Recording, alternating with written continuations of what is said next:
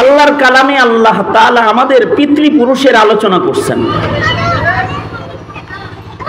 যেমন কোরআনে কারিমে পৃথিবীর পয়লা মানুষের আলোচনা আছে। আমাদের বাবা আদম আলাইহিস সালাতু ওয়াস সালামের আলোচনা কোরআনে কারিমে করেছেন। বাবা আদমের পরে আমাদের আরেক বাবা নূহ আলাইহিস সালাতু ওয়াস সালাম, তিনিও, ওনাকে বলা হয় দ্বিতীয় আদম।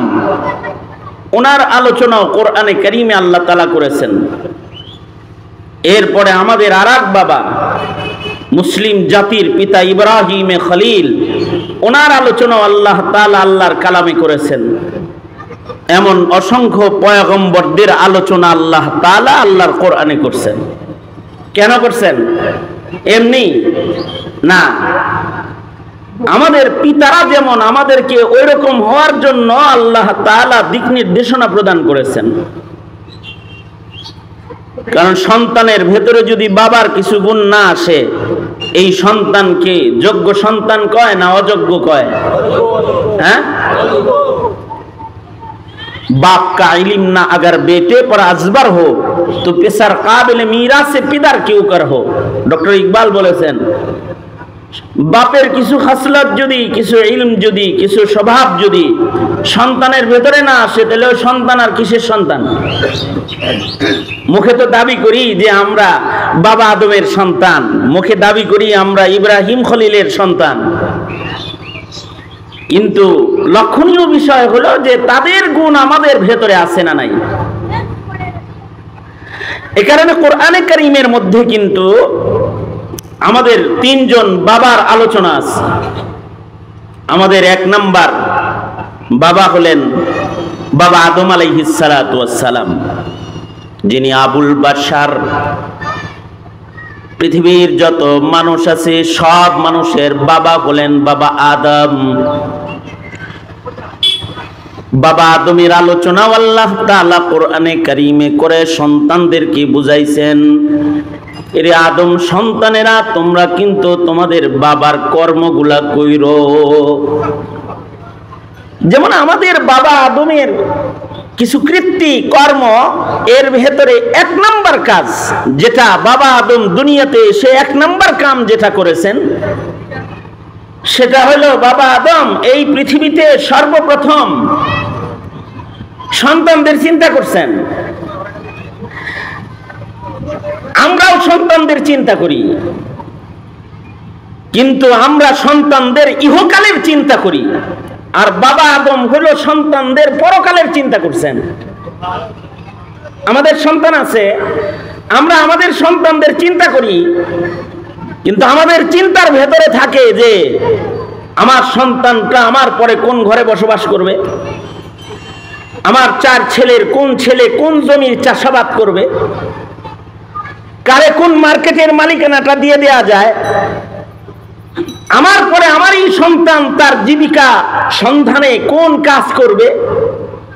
এইগুলো হলো আমাদের চিন্তা। আর আমাদের জন্ম হওয়ার আগেই আমাদের বাবা আমাদের চিন্তায়, আমাদের পরকালের চিন্তা করে আমাদের বাবা এই পৃথিবীতে সর্বপ্রথম কাজ যেটা করেছেন, কোরআন বলে যে আমাদের বাবা বাবা আদম সর্বপ্রথম মসজিদ নির্মাণ করছেন। আল্লাহ বলেন, ইন্না আউওয়ালা বাইতি উযিআ লিন-নাস, ইন্না আউওয়ালা বাইতি উযিআ লিন-নাস লাল্লাযী বিবাক্কাতা মুবারাকাও ওয়া হুদাল লিল আলামিন। ইন্না আউওয়ালা বাইতি উযিআ লিন-নাস লাল্লাযী বিবাক্কাতা মুবারাকাও ওয়া হুদাল লিল আলামিন। মানুষ হিসাবে আদম আলাইহিস সালাতু ওয়াস সালাম পৃথিবীতে সর্বপ্রথম একটা ঘর বানাইছেন। এই ঘরটা পৃথিবীর মানুষের বসবাসের জন্য বানান নাই, এই ঘরটা বানাইছিলেন পৃথিবীর মানুষের আখিরাত সোজা করার জন্য। এবং এই ঘরটাকে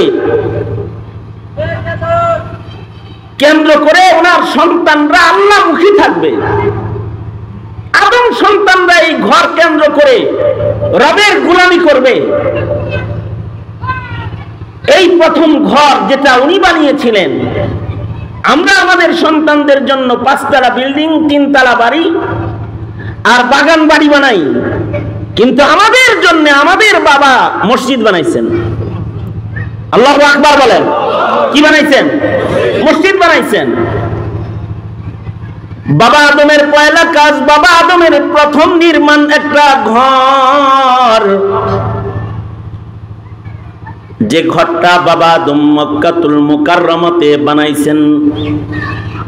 বিবাক্কাতা মুবারাকা, মক্কা মুকাররমায়, মক্কা মুআজ্জামায় যে ঘর বাবা আদম বানাইছেন, ওই ঘরটা দুনিয়ার ইতিহাসের পয়লা ঘর। এই ঘরটা শুধুই মাত্র মক্কার মানুষের জন্য নির্মাণ নয়, আদম ঔরসে জন্মগ্রহণ করা সারা পৃথিবীর সকল মানুষ শুধুই নয়, সকল মাখলুকাতের জন্য, আলামিনের জন্য এই ঘর তিনি নির্মাণ করেছেন। এ কারণে ঘরের শান হলো হুদাল্লিল আলামিন, অর্থাৎ আল্লাহ তাআলা রব্বুল আলামিন মুহাম্মাদুর রাসূলুল্লাহ সাল্লাল্লাহু আলাইহি ওয়াসাল্লাম রাহমাতুল লিল আলামিন। আর কাবা বাইতুল্লাহ বাবা আদমের নির্মিত ঘর হলো হুদাল্লিল আলামিন। আল্লাহ তাআলা যেমন রব্বুল আলামিন, শুধু মানুষের প্রভু না, মানুষের প্রতিপালক না, মানুষের রব না, শুধু সকল সৃষ্টির রব প্রতিপালক কে? আরো আস্তে করে বলুন, কে? আল্লাহ। সবকিছুর রব কে? তিনি রব্বুল আলামিন।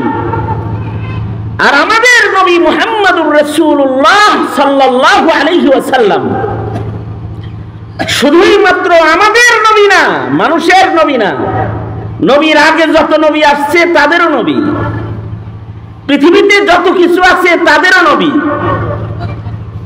সকল মাখলুকাতের নবী, এমনকি গাছপালা, চন্দ্র সূর্য,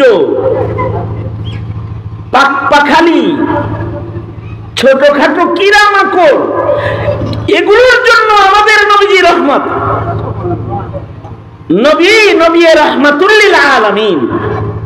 আল্লাহ যেমন রব্বুল আলামিন, আমাদের নবীজি হলেন রাহমাতুল লিল আলামিন। এই কারণেই আমাদের নবীজির আল্লাহর গোলামি যেমন সব মাখলুকেরা করে, ইউসাব্বিহু লিল্লাহি মা ফিস সামাওয়াতি ওয়া মা ফিল আরদ, আমাদের নবীর মুহাব্বত সবাই লালন পালন করে। যা কিছু আছে সবকিছু আমাদের নবীজির মুহাব্বত লালন পালন করে, এমনকি সকলে ফেরেশতারা সহকারে আমাদের নবীজির নামে দরুদ পড়ে। ইন্নাল্লাহা ওয়া মালাইকাতাহু ইউসাল্লুনা আলান নবী। এ কারণেই আমাদের নবীর প্রেম খালি মানুষ প্রকাশ করেছে তা না,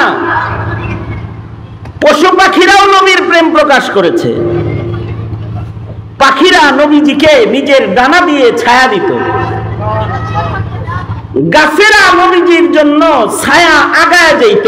আল্লাহু আকবার বলেন। গাছ নবীজির প্রেমে কান্ত। হাদিস শরীফে আছে, পাহাড় নবীর জন্য রুনা জারি করেছে।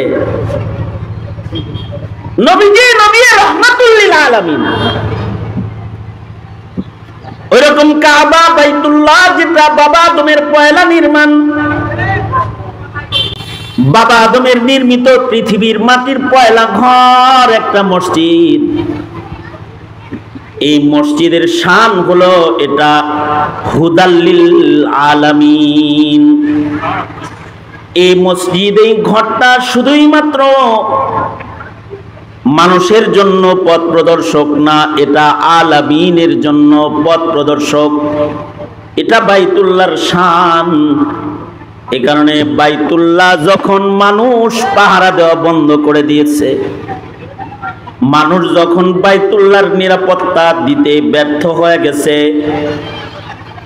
আবাবিল পাখির ঝাঁক কাবার আশিক দল ধরে এসে আল্লাহর ঘর বাবা আদমের নির্মাণ মসজিদকে তারা রক্ষা করেছে।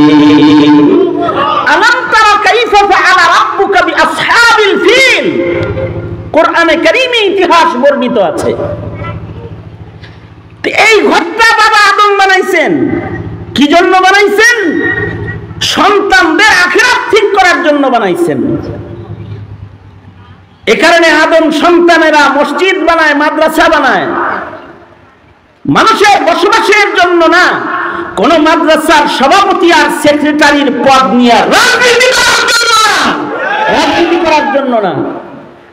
জমিনে আদম সন্তানকে দোজখের আগুন থেকে রক্ষা করার জন্য, তাদের আখিরাত গঠন করার জন্য। বাবা আদম মাদ্রাসা বানালেন, মসজিদ বানালেন। আদম আলাইহিস সালাতু ওয়াস সালাম আলামিনের জন্য একটি ঘর নির্মাণ করলেন। বাবা আদমের পরে নূহ আলাইহিস সালাম পর্যন্ত ইতিহাস লেখে 10 পুরুষ। কয় পুরুষ? 10 পুরুষ। এখনকার মানুষের হায়াত কম, এখনকার মানুষের হায়াত তো আর বেশি না। এখনকার মানুষের হায়াত কিরকম?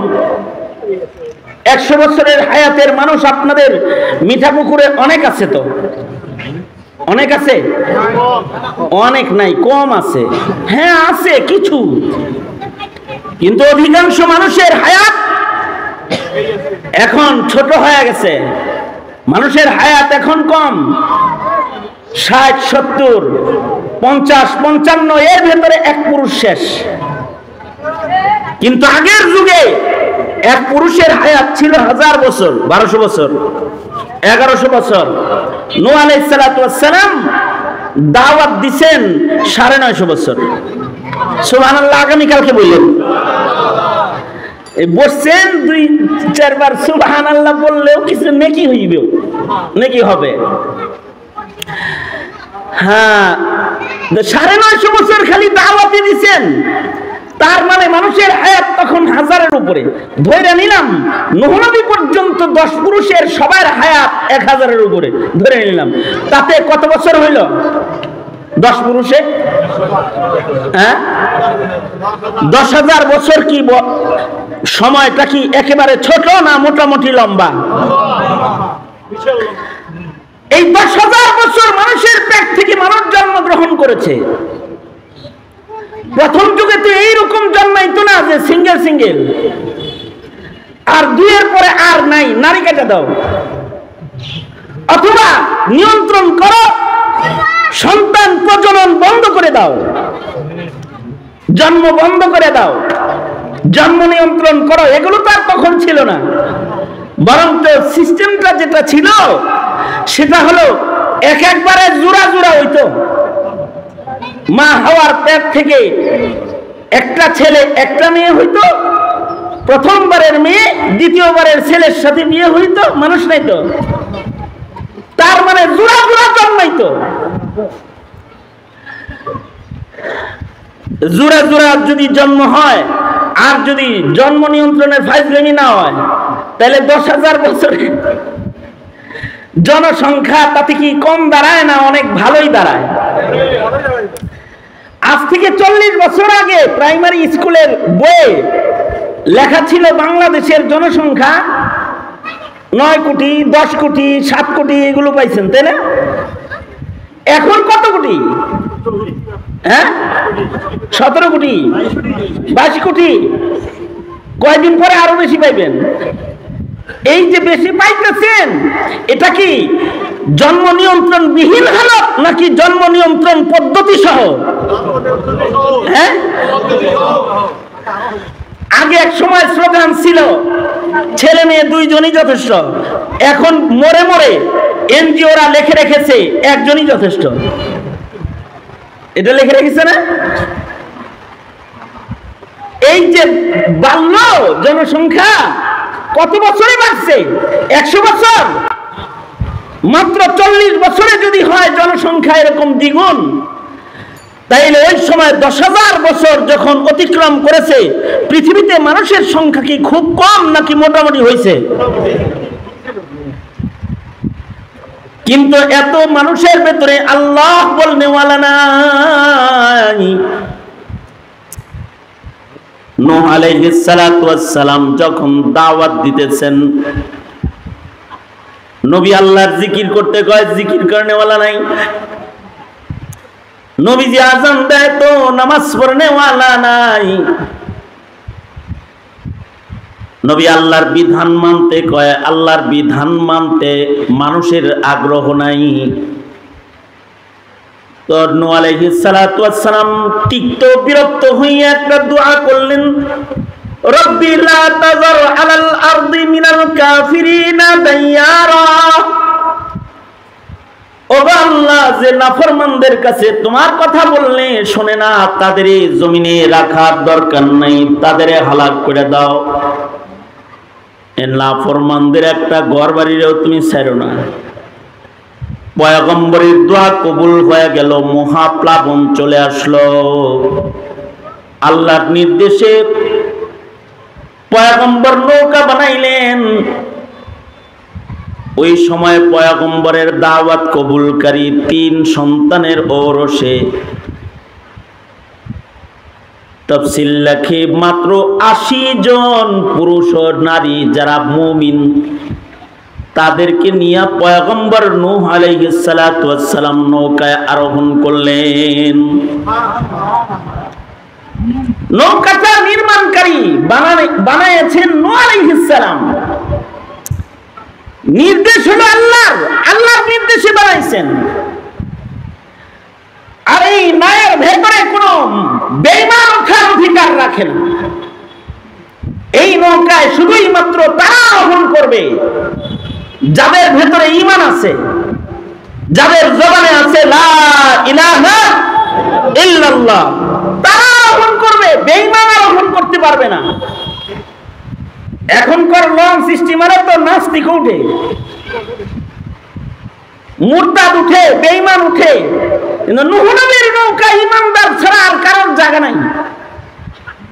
সঙ্গত কারণে পয়গম্বর নূহের ঔরসের এক সন্তানও ঈমান না থাকার কারণে নাই জায়গা পায় নাই, পাহাড়ে আশ্রয় নিয়েছে। কিন্তু মহাপ্লাবন এটা সর্বোচ্চ গতি ও পানি উপরে উঠে গেলে সকল মানুষগুলো পৃথিবীতে যা ছিল বেঈমান সব পানিতে ডুবে মরে গেছে, ঘর বাড়ি তছনছ হয়ে গেছে। নূহ আলাইহিস সালাতু ওয়াস সালামের প্লাবন থেমে গেলে যখন নৌকা তীরে ভিড়েছে, 80 জন মুমিন যারা পয়গম্বর নূহ আলাইহিস সালামের 3 সন্তানের ঔরসে, এরা জমিনে নেমেছে।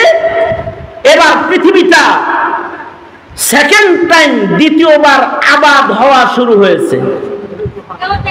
অর্থাৎ এ কারণেই নূহ আলাইহিস সালাতু ওয়াস সালামকে দ্বিতীয় আদম বলা হয়। কিন্তু নূহ আলাইহিস সালাতু ওয়াস সালাম থেকে শুরু করে ইব্রাহিম আলাইহিস সালাম পর্যন্ত মশহুর কোন নবীর আগমন ঘটে নাই। মানুষগুলো আবার ধর্ম হারা হইতে হইতে সব আল্লাহর গোলাম না থেকে সব মূর্তি পূজক হয়ে গেছে, চাঁদের পূজাকারী হয়ে গেছে, সূর্যের পূজাকারী হয়ে গেছে। এবার আল্লাহর ফয়সালা হলো আল্লাহর গোলামদেরকে আল্লাহ তাআলা আরেকজন নির্বাচিত মানুষ দিয়ে আল্লাহর দিকে আহ্বান করবেন। জমিনে এখন আল্লাহ বলনেওয়ালা কেউ নাই, একজন আগমন করবেন আবার আল্লাহর পথে ডাকনেওয়ালা, আসমানের ফয়সালা, তিনি হবেন মুসলিম মিল্লাতের পিতা ইব্রাহিম খলিলুল্লাহ। ইব্রাহিম আসবে জমিনে। জানো জানো নমরুদ, তুমি তো সারা দুনিয়ার রাজত্ব করো, তোমার রাজত্ব ভাঙবার লেগা খলিলুল্লাহ আইতাছে। Ibrahim is coming. ইব্রাহিম আসতেছে, কিন্তু সব তছনছ করে আলাদা দিব। যেহেতু আসমানের দুয়ার খোলা, জিনেরা খবর এনে উপর থেকে নিচে সাধকদের কাছে, গণকদের কাছে দিয়ে দিত। সঙ্গত কারণে তখন আসমানের ফিরিস্তাদের কথোপকথন কিছু চুরি হইত, জিনেরা চুরি করে এটা নিচে নিয়ে আসত, এবং গণকদের কথা মানুষ তখন বিশ্বাস করত। রাজা বাদশারা কথা বিশ্বাস করত। নমরুদের কাছে কোনকে যখন বলছে যে ইব্রাহিম আসতেছে, নমরুদের এইবার মাথা খারাপ হয়েছে। বৃষ্টি পড়তেছে, এখন তো আগুন জ্বলে নাই। বসেন বসেন, এখনই শেষ হয়ে যাবে। আমি যেটা বলতে চাই আপনাদের কাছে সেটা হলো, বৃষ্টি খুব দরকার, রহমত তো। মাহফিলের বরকতে বৃষ্টি হইতেছে, আলহামদুলিল্লাহ। ইব্রাহিম আলাইহিস সালাম আসবেন, কিন্তু নমরুদ তো সারা দুনিয়ার বাদশা। সে আইন করলো স্বামী স্ত্রী একসাথে আর থাকতে পারবে না, ইব্রাহিম আসতে দিব না। দায়িত্ব দিছে আজর রে। আজর গোপনে একদিন থেকে আলাইছে, আল্লাহ তাআলা ইব্রাহিমকে আজরের ঘরেই পাঠিয়ে দিচ্ছে। ইব্রাহিম আলাইহিস সালামের জন্ম হলো, ইব্রাহিম আলাইহিস সালাম শিরক আর বহুত্ববাদকে তছনছ করে একাত্মবাদের ঝান্ডাকে উঁচু করলেন।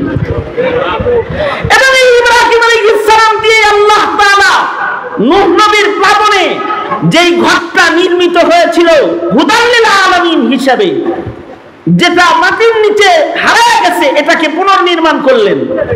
বাহানা হিসাবে ইসমাঈলকে বনবাস দিলেন। সেথায় কুরবানির ইতিহাস করলেন, সফা মারওয়ার ইতিহাস করলেন, জমজমের পানি ওখান থেকে বের করলেন। এবং ইব্রাহিম ইসমাঈল দিয়া আল্লাহ তাআলা আবার পুনরায় আল্লাহর বান্দাদেরকে আল্লাহর দিকে করার জন্য কাবা শরীফকে পুনর্নির্মাণ করলেন। ইব্রাহিম আলাইহিস সালাম বাইতুল্লাহ নির্মাণ করলেন। অবশিষ্ট মাটি কিছু বেঁচে গেল, যেটা বাইতুল্লাহ নির্মাণের পরে কিছু অবশিষ্ট মাটি বালি বেশি হয়ে গেছে। আল্লাহ তাআলা নির্দেশ করলেন, ইব্রাহিম এই অবশিষ্ট এই মাটিগুলোকে তুমি বাতাসে ছুঁড়ে মারো। এই মাটির কণা যেখানে গিয়ে পড়বে, তুমি যেমন তোমার সন্তানদের জন্য, ইসমাঈলের জন্য, তোমার সন্তানদের জন্য আমার ইবাদতগাহ ঘর নির্মাণ করেছো, তোমার বাইতুল্লাহ নির্মাণের অবশিষ্ট মাটির একটি অংশ যেথায় পড়বে, সেখানে তোমার সন্তানরা তাদের প্রজন্মের ঈমান রক্ষার জন্য মসজিদ মাদ্রাসা করবে। এই জায়গাটায় যেখানে আপনারা বসেছেন, এটা ওই জায়গা। এই মসজিদ, এই মাদ্রাসা ওই জায়গা যেই জায়গায় ইব্রাহিমের নিক্ষিপ্ত বালিকণা পড়ছে। ইব্রাহিম আলাইহিস সালাম যেমন সন্তানদের আখিরাত ঠিক করার জন্য মসজিদ মাদ্রাসা করেছেন, ওই রকম কিয়ামত পর্যন্ত ইব্রাহিমের সন্তানরা তাদের প্রজন্মের ঈমান রক্ষা করার জন্য এরকম মসজিদ মাদ্রাসা করবে। কারণ ঈমান চুরি করার জন্য বিজাতীয় আক্রমণ আর ইসলাম বিদ্বেষী আগ্রাসন, মুসলমানদের ঈমানকে তছনছ করে দেওয়ার চক্রান্ত হরদম চলছে, নীল নকশা জারি আছে।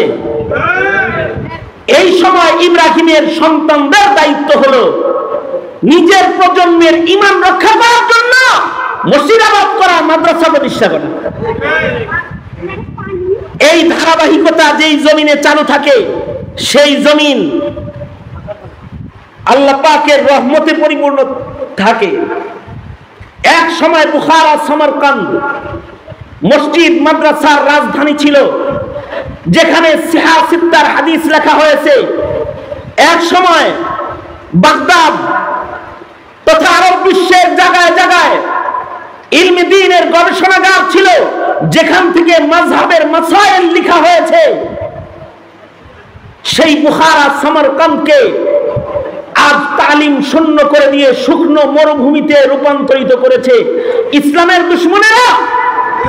আমাদের দেওবন্দি বাপদাদারা এই হিন্দুস্তান তথা ভারতবর্ষকে আবাদ করার জন্য দারুল উলুমের নিসবতে সারা ভারতবর্ষে মসজিদ মাদ্রাসার মাধ্যমে ভারতবর্ষের ঈমানকে তরতাজা করেছেন। এই তরতাজগি হালতকে বন্ধ করার জন্য সরকারি বেসরকারি সকল অপশক্তি আজ মসজিদ মাদ্রাসার পিছনে লেগেছে। আজকে মাদ্রাসার ছাত্রদের গলায় জঙ্গিবাদের তকমা লাগানোর জন্য চেষ্টা চলছে। যারা তাসবিহ আর কোরআন আর সুন্নত নিয়ে যাদের জীবন গড়া, তাদেরকে সন্ত্রাসী অথবা টেররার হিসেবে জাতির কাছে পেশ করে যারা শিক্ষাঙ্গনে প্রকাশ্যে দিবালোকে মানুষ হত্যাকারী, তাদেরকে দেশ পাহারাদার আর স্বাধীনতার সৈনিক হিসেবে পেশ করার চক্রান্ত চলছে। এই সময়ে আপনারা যারা এলাকার মানুষ, তাদের চোখ কান খোলা রাখতে হবে, মনে রাখতে হবে মসজিদ থাকবে, মাদ্রাসা থাকবে তো প্রজন্মের ঈমান থাকবে, মসজিদ মাদ্রাসা থাকবে না তো প্রজন্মের ঈমান থাকবে না। মসজিদ মাদ্রাসা থাকবে তো হাফেজে কোরআন থাকবে, জানাজা পড়ানোর মানুষ থাকবে, সুন্নতি দাফনের তরিকা থাকবে, হালাল হারাম বেঁচে চলার মানুষ থাকবে। এগুলো থাকবে না তো দিনহীন এক মরুভূমিতে এক মানবতার জীবন যাপন কিন্তু করতে হবে।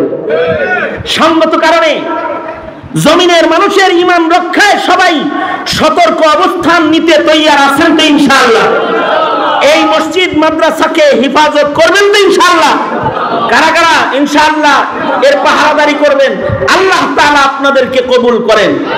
বৃষ্টির ভেতরে হলেও আপনাদেরকে আমি আমার বাপ দাদাদের সংক্ষিপ্ত ইতিহাস বলে এই মসজিদ মাদ্রাসার যে গুরুত্ব আপনাদের সামনে তুলে ধরলাম, এটা আল্লাহ আপনাদেরকে বোঝার তৌফিক দান করে এবং এলাকার দ্বীনি পরিবেশ রক্ষায় আপনাকে ইব্রাহিমের সন্তান হিসেবে, আমাকে ইব্রাহিমের সন্তান হিসেবে আমাদেরকে আল্লাহ তাআলা কবুল মঞ্জুর করে, এটাই কামনা। আল্লাহ তাআলা এই মজমাকে কবুল করেন। এই হাফেজ ছেলেগুলা যাদের মাথায় পাগড়ি দেওয়া হয়েছে তাদের কবুল করেন। এখন আমাদের মধ্যমণি, আমাদের মুরব্বী, উনি দোয়া করে দিবেন। মুখতাসার কথা বলবেন, দোয়ার মাধ্যমে শেষ হয়ে যাচ্ছে। হ্যাঁ, আপনি কিছু বলেন তো সবাই ইস্তিগফার করেন। আস্তাগফিরুল্লাহ রাব্বি মিন কুল্লি যামবি ওয়া আতুবু ইলাইহি লা হাওলা ওয়ালা কুওয়াতা ইল্লা বিল্লাহিল আলিয়্যিল আযীম।